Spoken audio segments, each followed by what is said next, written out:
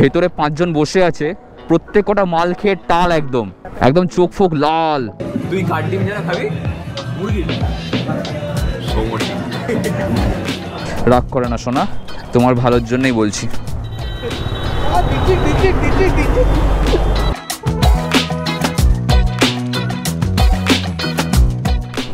নতুন একটা দিন, নতুন একটা ভ্লগ শুরু করছি মন্দারমণি থেকে। সঙ্গে রয়েছে ভাই, যাবে হচ্ছে আমার বাইকে। হয়ে গেছি পুরোপুরি রেডি। লাগেজ আমাদের খুবই সিম্পল, জাস্ট অফ বক্স, সেটা হয়ে গেছে রেডি। বাইকে মোটামুটি ফুয়েল রয়েছে, যতক্ষণ না হাইওয়েতে উঠছে ততক্ষণ ফিল আপ করানোর দরকার নেই। গ্লাভস একটু পরে পরবো। আর ঘড়িতে এখন বাজে হচ্ছে পুরোপুরি 12টা 15। সৌরভ রেডি? চলো।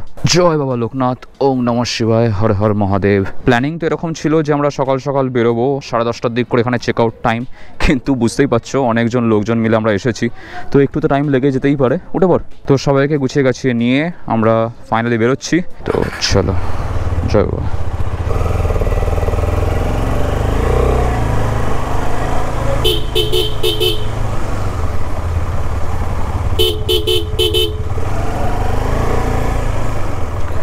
এখানে কাছাকাছি পেট্রোল পাম্প নেই, ওই জন্য দেখ ভাই ব্ল্যাকে তেল বিক্রি হচ্ছে। আমরা আসার সময় যে রাস্তা দিয়ে এসেছিলাম সেটা হচ্ছে চাউল খোলা হয়ে মন্দারমণি ঢুকেছিলাম, কিন্তু যাওয়ার সময় আমরা যে রাস্তাটা দিয়ে যাচ্ছি সেটা হচ্ছে কাঁথি থেকে আসার সময় যে বাঁ দিকে রাস্তাটা চলে যায় সেইটা দিয়ে আমরা ঢুকবো। সাধারণত আমরা দীঘা মন্দারমণি আসার সময় কী করি, ডান দিক দিয়ে ঢুকে যাই কাঁথি হয়ে, কিন্তু এটা বাঁ দিক দিয়ে বেরোবে। এই রাস্তাটা আগেও ছিল, এমন নয় যে নতুন হয়েছে। হ্যাঁ, নতুন করে হয়তো রেনোভেশন হয়েছে, বাট ছিল, আগেও ছিল। এটা হচ্ছে শৌলা ব্রিজ। এখান থেকে কাঁথি হচ্ছে 8.9 কিলোমিটার, কলকাতা 160। আকাশরা কালকে এই দিক দিয়ে এসেছিল, তো অ্যাজ ইউজুয়াল আকাশকেই ফলো করব। বলছি খালপাড়ের রাস্তা, হালকা হালকা পাঁকের গন্ধ, তবে মন্দারমণি ট্রিপে হয়েছে বেশ আনন্দ। ক্যা বাত। ভিতর দিয়ে এসে এখান থেকে রাস্তা সোজা গেলে পড়বে দীঘা, আর কলকাতাতে গেলে আমাদেরকে ডান দিক যেতে হবে। গরমে অবস্থা হয়ে গেছে খুবই খারাপ, তার উপরে ওয়েদার একটা ভ্যাপসা গরম, মানে টেকে যাচ্ছে না। তো সেই জন্য আমরা ভাবলাম যে একটুখানি ডাবের জল খেয়ে নিজেকে ঠান্ডা করা যাক। চিয়ার্স ভাই।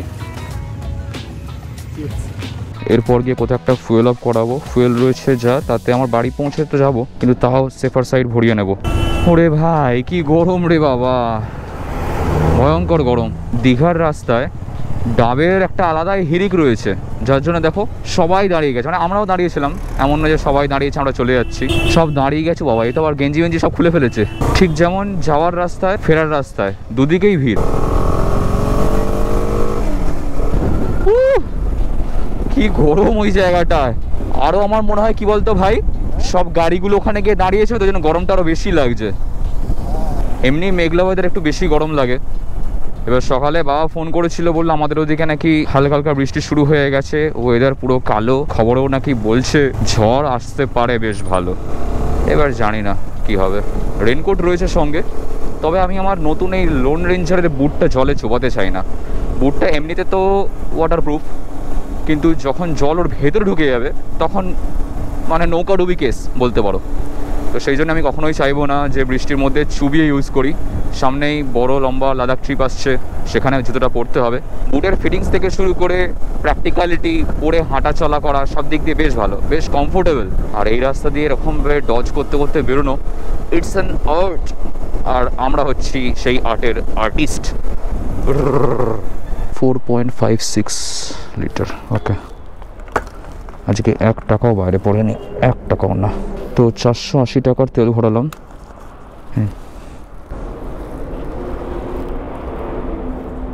চলো,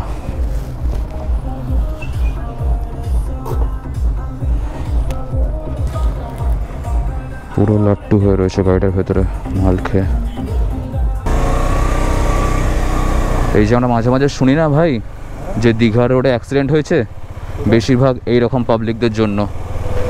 যে কটা বসে আছে পুরো খেয়ে টাল হয়ে রয়েছে, একদম চোখ ফোক লাল। হ্যাঁ, তো তেল ছিল, তাও একটুখানি ভরি নিলাম। আর এখন রেঞ্জ রয়েছে 350 কিলোমিটারের।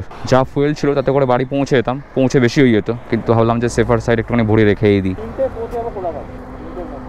ওই যে গাড়িটা গেল না, তেল ভরাতে ঢুকেছিল, ভেতরে 5 জন বসে আছে, প্রত্যেক কটা মাল খেয়ে টাল, একদম একদম চোখ ফোক লাল।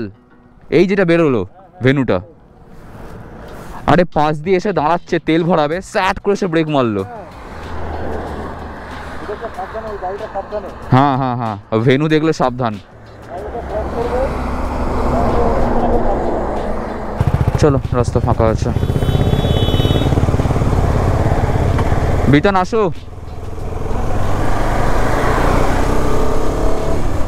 আজকের আমাদের প্ল্যান হচ্ছে মন্দারমণির থেকে বাড়ি ফেরা, আর মন্দারমণির থেকে বাড়ি ফেরার পথে আমরা করবো আজকে lunch.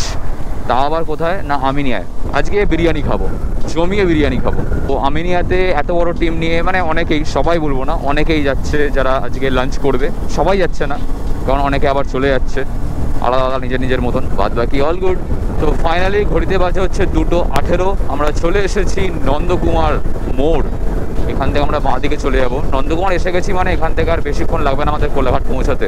Biryani is calling guys, biryani is calling.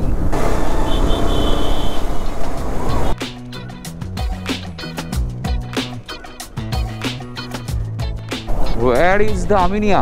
Where is my biryani? I want to have some biryani in my plate because I'm feeling so much hungry, and due to my hungerness I'm talking in English. আজ আমি English স্টাইলে বিরিয়ানি খাবো। এই হচ্ছে Aminia, the taste you love. না বলতেই ভালোবাসা বলে দিয়েছে।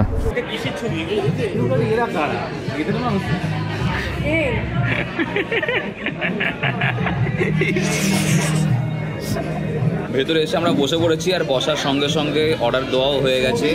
অর্ডার দিতে দিতে ভয়ঙ্কর রকমের খিল্লি হচ্ছিল, কিন্তু আমি ভুলে গেছিলাম যে আমি একটা ব্লগার, বা আমি ব্লগ বানাচ্ছিলাম। সব মাথা থেকে আউট হয়ে গেছিলো।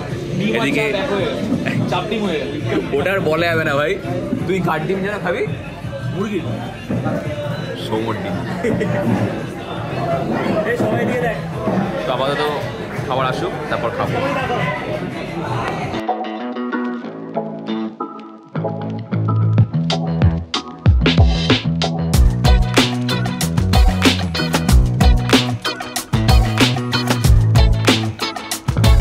হাফ প্লেটের কোয়ান্টিটি যা, এখন মনে হচ্ছে সেটা অর্ডার করলেই ভালো হতো। আমি আর ভাই দুজনে খাবো বলে 1 প্লেট ফুল নিয়েছি, তাতে এই কোয়ান্টিটি।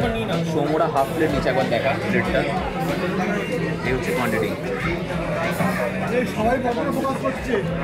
তো আপাতত চলো খাওয়ায় ফোকাস করা যাক। এখানে গান চলছে, বেশি কথা বললে কপিরাইট চলে আসবে, পুরো ভিডিও চুনা লেগে যাবে। তো দেখ, আমি তোকে বলেছিলাম ইংলিশ স্টাইলে খাবো, আমি কিন্তু ইংলিশ স্টাইলে খেয়েছি, একদম হাত লাগাইনি। কি বিধান, কেমন লাগলো বিরিয়ানি? কি উদ্যোক্তা, জোশ নেই আর? দাঁড়িয়ে তো তুমি কোথায় ঢোকাও, তুমি মারবে। উদ্যোক্তার ব্যাগে লাঠি বাটি সব গোজা রয়েছে, বাবা সাবধান। কি ভাই, ফুল ব্ল্যাক আউটফিটে আবারও চলে এসেছে দাদা। এক্সপালস রেডি করছে, জাস্ট অন শুনলেই বেরিয়ে পড়বে। থ্যাংক ইউ সো মাচ এই সুন্দর সুন্দর ভিডিওগুলো নেওয়ার জন্যে। রিলগুলো তাড়াতাড়ি পাঠিয়ে দিও। রিলগুলো তাড়াতাড়ি পাঠিয়ে দিও। অবশ্যই পাঠাবো। দারুণ লাগলো, মজা করলাম। এরকম আরো ট্রিপ নেক্সটে আরো হচ্ছে, আরো আসছে, তখন আসতে হবে কিন্তু। একদম। দাদা কোথায়? ওই তো দাদা রেডি হচ্ছে। পরের বার এটা নতুন রূপে দেখতে চাই। আরেকবার কংগ্রাচুলেশনস। Thank you. তুই কতগুলো চশমা ঝুলিয়েছিস এখানে? দুটো। ব্যাসটা সোজা করে লাগা, আর খুলে আবার লাগাতে হবে।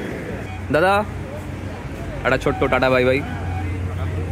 দিদি এটা আর খুলছি না, এরমভাবেই তোমাদেরকে দেখাচ্ছি। এনার্জি আর সেরকম বিশেষ নেই। এখান থেকে 80 কিলোমিটার মতন রাস্তা বাকি আছে। একটা স্টেজ কমপ্লিট করবো, আর কোথাও দাঁড়ানোর ব্যাপার নেই। হেলমেট পরবো, দেন এখান থেকে বেরোবো। অনেক বকে ফেলেছি। हो कभी शाम ढले तो मेरे दिल में आ जाना। 4:30 সময় আমাদের আজকের লাঞ্চ শেষ হলো। শেরি পাঞ্জাবে ভিড় দেখো, এখনো লাইন, বাপরে। লাঞ্চ করার পর আমরা এই কজনই রয়েছি একসাথে, বাকি সবাই যার যার মতন চলে গেছে। তোমরা চলেই এসেছি, এই সামনেই হচ্ছে দক্ষিণেশ্বর। বাই ভাই, নতুন লাইট, নতুন বাইক পেয়ে হাইবি মেরেই রেখেছে, হাইবি মেরেই রেখেছে। যখন উপরে দেখা দেখতে পাচ্ছি, হ্যাঁ সাইনবোর্ডে হাইবিম মারলে অত দূর যাচ্ছে উপরে। তাই বলে তুমি আমাদেরকে সাইনবোর্ড দেখাবে? আমি তো জানি বালি এদিকে, কলকাতা এদিকে। আমি সামনে গেছি, ও আমার পিছনে এরকম বিম বাজাচ্ছে। আলোটা সেরা। আরে তোমাকে দেখাচ্ছি, আমি দেখাচ্ছিলাম কোথায় যাচ্ছে। চালানো উচিত ছিল, যখন ছাপড়ি গুলো যাচ্ছে। আকাশ পারবে ওদেরকে জব্দ করতে। মার এই জেজি। একটা ছোটোখাটো বিয়ে বাড়ি হয়ে যাবে।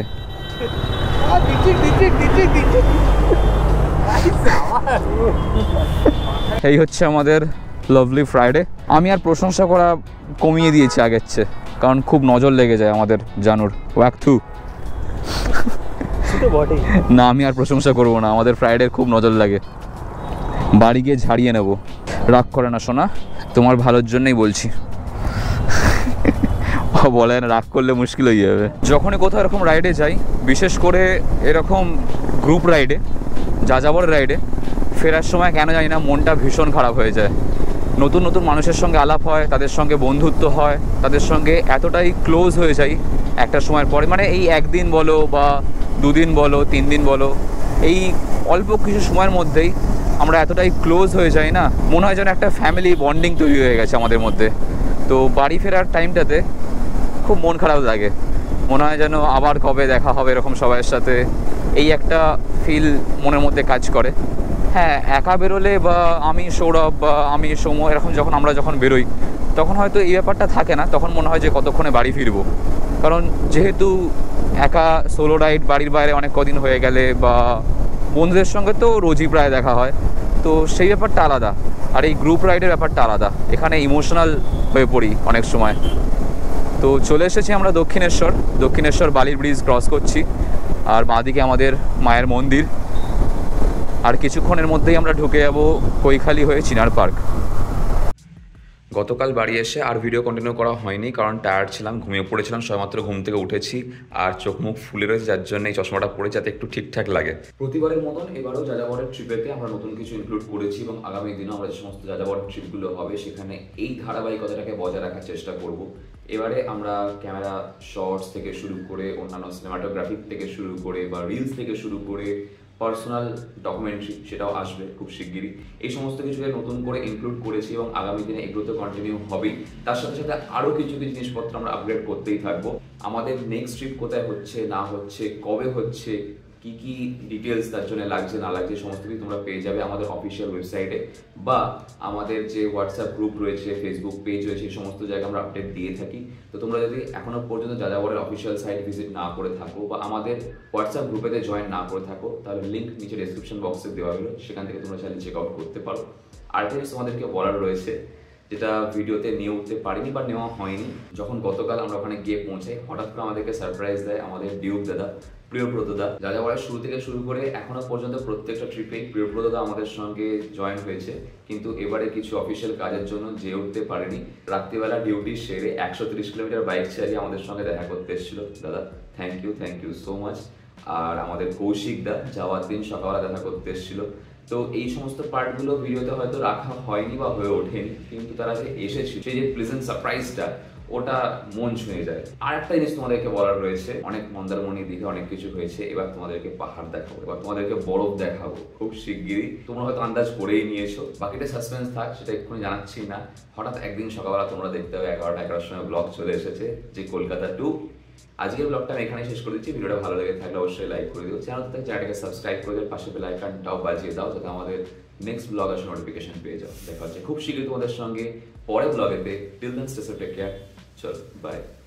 দাদি ছিল তো সৌম্যরা, হ্যাঁ, সৌম্য সুগত এক্সপার্ট নিয়ে যে এসছে, তারপর আমরাও কিছুক্ষণ দাঁড়ালাম, তোকে তোর সামনে নাকি এরকম করেছে, তুই দেখতেই পাচ্ছিস না আমি তো ভাগিয়ে বেরিয়ে এসেছি। এরকম করলে হয়? -4